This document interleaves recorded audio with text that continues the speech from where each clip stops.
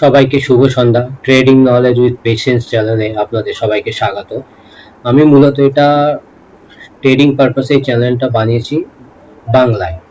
আমাদের বাঙালিদের জন্য কোনো রকম ট্রেডিং পারপাস কোনো চ্যানেল আমি খুঁজে পাইনি। আমার 4-5 বছরের অভিজ্ঞতাতে এই ট্রেডিং জার্নিতে মূলত ইন্টারডে ট্রেডিং আমি নিফটিতে করে থাকি।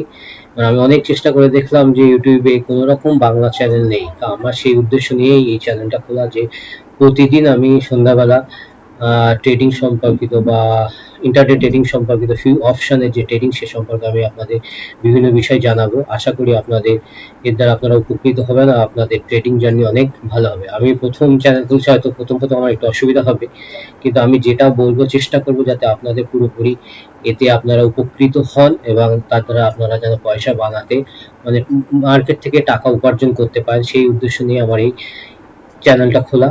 এটা আমার প্রথম দিন আমি কিছু বললাম আমার চ্যানেল সম্পর্কে। আপনাদের যদি চ্যানেলটা ভালো লাগে তাহলে আপনারা share, subscribe, bell icon press করে রাখবেন, যাতে আপনারা যত দ্রুত সম্ভব আমি যখন ভিডিওগুলো আপলোড করবো আপনারা পেয়ে যেতে পারেন। তারপর একটা বিষয়, আপনারা জানেন যে বেশ কিছুদিন ধরে, প্রায় 14-15 দিন ধরে মিডল ইস্টে যে উত্তেজনা চলছে তার জন্য মার্কেট অনেকটাই নিচে পড়েছে বা আগামী দিনে যে আরো পড়ার সম্ভাবনা আছে সেটা দেখে তাই বোঝা যাচ্ছে। মিডল ইস্টে যে ইরান, ইসরায়েল, আমেরিকার মধ্যে যে যুদ্ধ শুধু মিডল ইস্টের মধ্যেই সীমাবদ্ধ, সারা বিশ্বে এর এর প্রভাব পড়েছে। এনার্জি, পুরো মিডল ইস্টে এনার্জির উপরে সবকিছুই সারা বিশ্ব পরিচালিত হয়। তার জন্য আমাদের এখানেও দেখতে চাই গ্যাসের সংকট দেখা যাচ্ছে বা পেট্রোলের সঙ্গে, তার জন্য জিনিসপত্রের দাম বাড়ছে, ইনফ্লেশন রেটও আগামী দিনে প্রচুর হবে। মত এই এই বিষয়গুলো আপনাদের জানানো ছিল।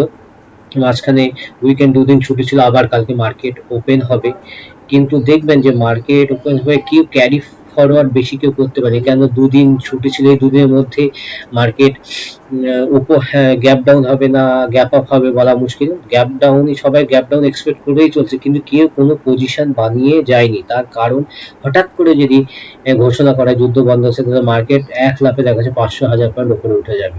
আবার যদি খুব খারাপ খবর আসে মার্কেট আবার নিচে, ওই জন্য কেউ ক্যারি ফরওয়ার্ড করেনি, সবাই ওয়েট অ্যান্ড ওয়াচ করছে। কিন্তু এই 2 দিনের যা খবর মিডল ইস্টে, এর মধ্যে আরো বেশি উত্তেজনা কমার তো নয়, বেড়েই চলেছে। তো এর মধ্যে আমেরিকা খার্গ, যেটা ওদের উপত্যকা আছে, সেখানে বোমা বর্ষণ করেছে, কিন্তু তাদের তেলের সম্পদে তাদের যে মিলিটারি বেস ক্যাম্পের উপর বর্ষণ করেছে। কিন্তু এই যে বড় বড় ঘটনাগুলো, তারপরে ইরান লাগাতার তাদের ড্রোন হামলা করছে, আমেরিকার বেস ক্যাম্প করছে, সেটা এই 2 দিন দেখা যাচ্ছে আরো বেশি বেড়ে গেছে। তাহলে মার্কেট গ্যাপ আপ না গ্যাপ ডাউন হবে সেই চিন্তা করে লাভ নেই, সেটা আমাদের হাতে নেই। আমি ইন্টারডে মার্কেট আপনাদের সবসময় একটা কথাই বলবো, যে ওভারনাইট ক্যারি ফরওয়ার্ড করা একদমই ঠিক না, সেটা ভাগ্যের উপর নির্ভর। তাতে আপনার যারা ইনিশিয়াল ট্রেড করেন, অল্প টাকায় ট্রেড করেন, তাদের দেখা যাচ্ছে যে গ্যাপ আপ আশায় আপনি বসে থাকেন, যে গ্যাপ ডাউন হয়ে যায় তাহলে আপনার পুরো টাকাটাই মাটি চলে যাবে এবং আপনি হয়তো পরবর্তী ক্ষেত্রে আপনার সুযোগ থাকবে, সেই সুযোগ থেকে আপনি বঞ্চিত হবেন। যা করার দিনে যখন ট্রেডিং সেশন তার মধ্যেই করতে হবে। আরো কয়েকটা বিষয় আপনাকে আমি বলে রাখি, 9টা 15 থেকে 9টা 30 আপনাকে কিন্তু অবজার্ভ করতে হবে। আমাদের ইমোশন এই সময় কন্ট্রোল হয় না, আমরা মনে করি 9টা 15 যেই খুলবো আমরা মার্কেটে লাফিয়ে ট্রেড করতে শুরু, কিন্তু সেটা না। ওভারনাইট অনেক পজিশন ক্যারি কোনো, এই সময় প্রচুর ভোলাটিলিটি থাকে, মার্কেট উপরে যায় নিচে যায়, আমরা মনে করি আমরা হয়তো মিস করে যাচ্ছি, কিন্তু না। এই 15 মিনিট আপনি যদি পেশেন্স রাখতে পারেন বা আপনি যদি পেশেন্স ধরে রাখতে পারেন, তাহলে আপনি লং রানে আপনি লাভবান হবেন। তাহলে আপনাদের কিন্তু এই 15 মিনিট আপনাকে সবসময় দেখতে হবে। এই 15 মিনিট একটা গোল্ডেন থাম্ব রুল হলো যে সাধারণত 5 মিনিটে ইন্টারডে ট্রেডিং, 5 মিনিটের টাইম ফ্রেমই যথেষ্ট। 5 মিনিটের টাইম ফ্রেম আপনি হাই এবং লো মার্ক করে রাখবেন। যদি এর পরের ক্যান্ডেলগুলো যদি হাইয়ের উপরে যায় তাহলে আপনার উপরে কল বাই করবেন, আর যদি লোতে যায় তাহলে পুট বাই করলে হবে। তাহলে এটা আপনার প্রবাবিলিটি বেড়ে যায় যে আপনি ঠিক জায়গায়, কোনো দিন হয়তো আপনার তো উল্টো দিকেও আসতে পারে, কিন্তু আপনাকে স্ট্রিক্ট স্টপ লস মেনটেন করতে দেয়। সব থেকে বড় ব্যাপার, আপনার ইনকামের থেকে আপনার লস আপনি কতটা কন্ট্রোল করতে পারছেন। আপনাকে টাকাটা বাঁচানো হয়েছে কোথাও, আপনি যতদিন টাকা বাঁচাতে যখন শিখে যান দেখবেন আপনি একটা লং রানে আপনি প্রচুর টাকা ইনকাম করতে পারবেন। আপনার পেশেন্স, গ্রিড কন্ট্রোল করতে হবে। আপনার এত টাকা আপনি লস করতে পারবেন, যে 10,000 টাকা আপনি মার্কেটে ট্রেড করেন, মনে করতে আমি 2000 টাকা স্টপ লস, আমি 4000 টাকা লাভে আমি ছেড়ে দেবো, তাহলে আপনাকে সেই দিনের মধ্যে সেখানেই আপনাকে ছেড়ে দিতে হবে। কিন্তু মার্কেট আপনাকে টানতেই থাকবে যে আপনি আবার ট্রেড নিন। আপনি যত বেশি ট্রেড ওভার ট্রেড করবেন দেখবেন যে দিনের শেষে আপনি লসেই থেকে যাচ্ছেন। তাহলে সোমবারে কালকে যে মার্কেট ওপেন হচ্ছে সে সম্পর্কে আমি আরো কিছু আপনাদের চার্ট সম্পর্কে জানিয়ে আরো বিস্তারিত আলোচনা করব। আপনারা চার্ট সম্পর্কে যেন মার্কেট কি পজিশন আছে সেটা আপনাকে দেখাবো, তার সাথে সাথে আমি আরো ওর মধ্যে থেকে কিছু কথা বলবো, আপনারা দেখতে থাকুন। আমরা এখন চার্টে চলে এসেছি, দেখতে পাচ্ছেন যে আমি সাধারণত জিরো ধাতে ট্রেডিং করে থাকি। আপনাদের সুবিধা মতো যে এতে থাকবে, আপনার যেটাতে সুবিধা হবে, আপনার যে অ্যাপসের সুবিধা আপনার সেই অনুযায়ী করতে। চার্ট মোটামুটি সবারই একরকম। আমার এখানে সেট আপ লাগানো আছে, আপনাদের তো বুঝতে অসুবিধা হচ্ছে, আমি সেট আপগুলো কিছু কিছু পরে আপনাদের সেট আপ সম্পর্কে পুরো জানাবো। তা কিছু সেট আপ আপনি ডিলিট করে দেবে বা ইনভিজিবল করে দিলে আপনাদের সুবিধা হবে। সেট আপগুলো ধরুন ইনভিজিবল করে দেয়, তো আপনাদের দেখতে সুবিধা হবে।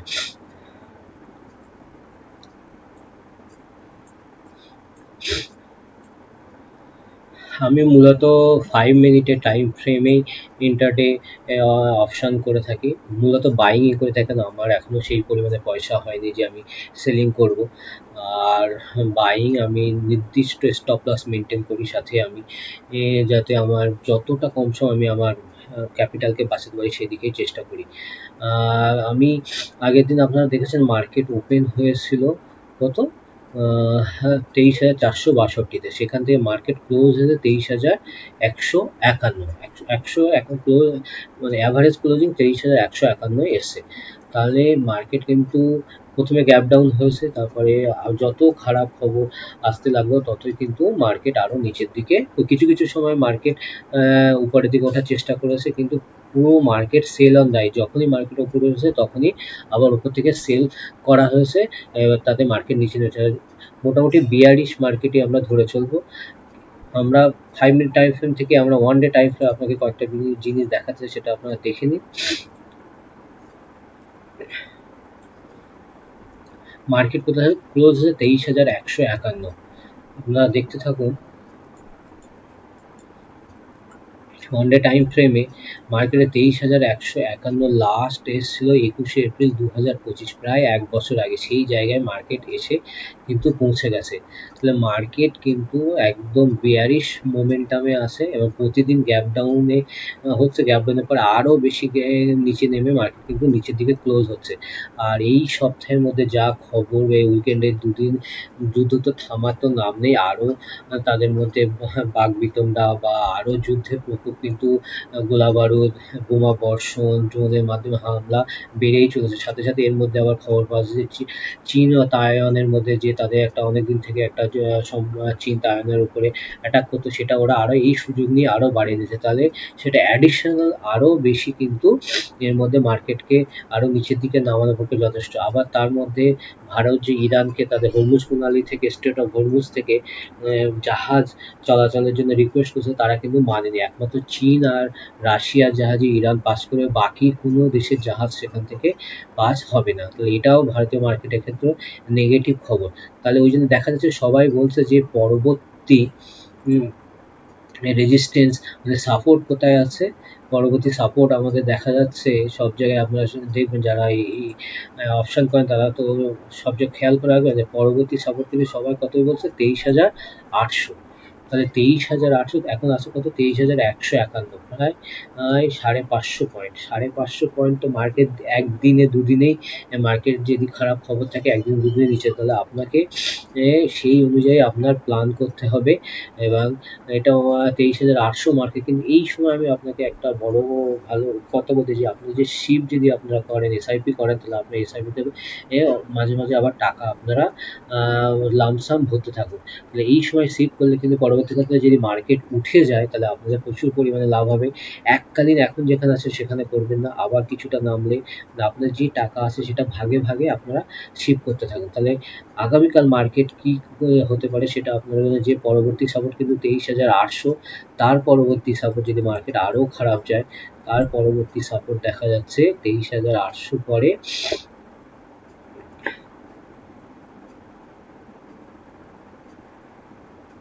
সপ্তাহে আমরা দেখতে পাচ্ছি 23,800 পরে 21,000, 21,000,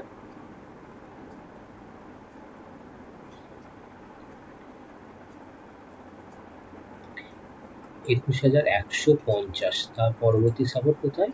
21,000, 21,100। তার মানে প্রত্যেকটা সাপোর্ট কত প্রায় 700-500 পয়েন্টের। কিন্তু এরকম ফলিং মার্কেটে যা খবর সারা বিশ্বে তাতে যাচ্ছে খুব তাড়াতাড়ি মার্কেট কিন্তু সেই জায়গায় যেতে পারে। এগুলো দেখাচ্ছি, সাথে সাথে আপনাকে আরো অনেক ইনফরমেশন দেখাবো। তাহলে আবার আমি 5 মিনিট টাইম ফ্রেমে চলে যাই। কিন্তু মার্কেট কি হতে হয়, 23,100 একটা রাউন্ড ফিগারে মার্কেট কিন্তু সবসময় বাউন্স ব্যাক করার চেষ্টা করে। আমরা আবার মূলত ইন্টারডে আমরা 5 মিনিট টাইম ফ্রেমেই করতে থাকবো, তাতে আমাদের সেটা সুবিধা হয়। দেখুন মার্কেট ক্লোজ করেছে 23,151। পরবর্তী সাপোর্ট যদি আমরা ধরি, এটা রাউন্ড নাম্বার হচ্ছে 23,000। আমি যেটা আগামী পিভট পয়েন্ট ছিল সেটা আপনাদের পরে আবার ডিটেলস বলবো। পিভট পয়েন্টটা আমরা 4টা লাগিয়ে দেয়। পরবর্তী সাপোর্ট আপনারা কীভাবে, যদি প্রথম পিভট পয়েন্ট আপনারা লাগিয়ে নেবেন তাহলে খুব সহজ। পরবর্তী সাপোর্ট দেখতে পাচ্ছি 23,085। 23,085 পরবর্তী মানে একটা সাপোর্ট আসে। এই 23,085 সাপোর্ট যদি মার্কেট ব্রেক করে তাহলে খুব সহজে কিন্তু মার্কেট আবার 23,000 হয়ে ইজিলি মার্কেট 23,000 কিন্তু মুভ করতে থাকবে।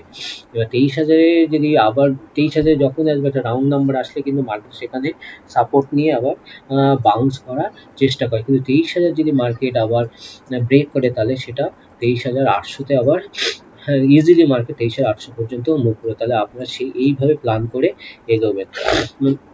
আর উপরের দিকে আমি কি বলবো, পরবর্তী 23,000 কত আছে মার্কেট, 23,151। পরবর্তী সাপোর্ট হচ্ছে 23,220, 240 ধরেই যদি আমি 23,240 যদি মার্কেট ব্রেক করে, পরবর্তী রেজিস্ট্যান্স 23,240 পর্যন্ত মার্কেট যেতে পারে। 23,240 যদি মার্কেট যায় তাহলে সহজে আবার 23,400 পর্যন্ত মার্কেট আপমুভ দিতে পারে। যেহেতু মার্কেট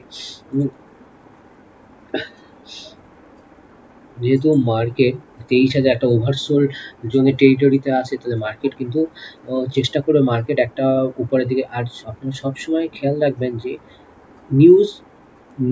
সঠিক নিউজটা জানার চেষ্টা করেন। মার্কেট যদি একবার একটা পজিটিভ নিউজ পায়, মার্কেট কিন্তু খুব তাড়াতাড়ি সেখান থেকে উপরের দিকে শর্ট কভারিং দিতে পারে এবং মার্কেট উপরের দিকে 400-500 পয়েন্ট উপরে যাওয়াটা মার্কেটের পক্ষে কোনো অসুবিধাই হবে না। তাহলে আপনারা এটা খেয়াল রাখবেন। আপনারা আরও দেখুন, আমি কয়েকটা গত সপ্তাহে এফআইআই আর ডিআইএস এর এই পজিশন, এই ইন্ডেক্স ফিউচার মানে হচ্ছে এই মার্চ মাসের ফিউচারে এফআইআই এখন কি পজিশনে আছে, মার্চে স্ট্রং বিয়ারিশ পজিশন আমি দেখতে পাচ্ছি। এফআইআই কিন্তু এখনো বিয়ারিশ পজিশন আছে। ইন্ডেক্স অপশানে কিন্তু স্ট্রং বিয়ারিশ। ইন্ডেক্স অপশন কবে, নিফটি ইন্ডেক্স অপশন এক্সপায়ারি হবে কি মঙ্গলবার। মঙ্গলবারে দেখা যাচ্ছে যে তারা স্ট্রং বিয়ারিশ। তাহলে মার্কেটকে কিন্তু তারা যদি কোনো রকম পজিটিভ নিউজ না থাকে তাহলে মার্কেট কিন্তু নিচের দিকেই যাবে। সেখানে ক্লায়েন্ট দেখুন, ক্লায়েন্ট মানে আমাদের মতন যারা রিটেল ট্রেডার তারা কিন্তু বুলিশ পজিশন আছে। সাধারণত মার্কেট কি হয়, যারা বড় প্লেয়ার এফআইএস, ডিআইএস বা প্রো তাদের অনুযায়ী মার্কেট কিন্তু রান করে। সাথে আরও আপনাকে দেখাচ্ছি কয়েকটা বিষয়। গত মানে এই মাসে 4th মার্চ থেকে যতটা ট্রেডিং সেশন হয়েছে সেখানে এফআইএস এখনো পর্যন্ত 56,883 কোটি টাকার বিক্রি করেছে। ডিআইএস 70,526 কোটি টাকা কিনেছে। ডিআইএস এত কেনার পরেও মার্কেট আজকে 2,000 পয়েন্ট নিচে, 1,500, 26,000 থেকে 24,000-এ 23,151, 3,000 চলে আসে। কেন? শুধু ডিআইএস কিনলে তো হবে না, যারা অন্যান্য প্রো আছে বা অন্যান্য তারাও কিন্তু প্যানিকের সময় আর একবার মার্কেটে যদি প্যানিক হয়, প্যানিক তো বাজে, এরপরে যদি আবার যদি প্যানিক শুরু করে, যদি প্যানিক এর পরের সপ্তাহে যদি যুদ্ধ যদি না থামে, মার্কেট কিন্তু সোজা ওই 21,800, 21,000, 18,000 পর্যন্ত চলে যেতে। আমরা চাই না কেউ মার্কেটে এরকম যাক। আপনারা এই সুযোগে যখনই মার্কেট নিচে যাবে আপনারা লামসাম একটা টাকা এসআইপিতে দিতে থাকবেন। আর আমার এই ভিডিওটা বানানো পুরোপুরি এডুকেশন আর ইনফরমেশনের জন্য, যাতে মানুষ জ্ঞান অর্জন করতে তার থেকে তারা যেন ভালো তাদের ট্রেডিং জার্নিটা ভালো করতে পারে। তার জন্য আমি এই ভিডিওটা বানাচ্ছি। আপনাদের যদি ভিডিওটা ভালো লাগে আপনারা লাইক, শেয়ার ও সাবস্ক্রাইব করবেন, বেল আইকন প্রেস করে রাখবেন। Thank you very much. সোমবারে আবার আপনাদের সাথে দেখা হচ্ছে। Thank you.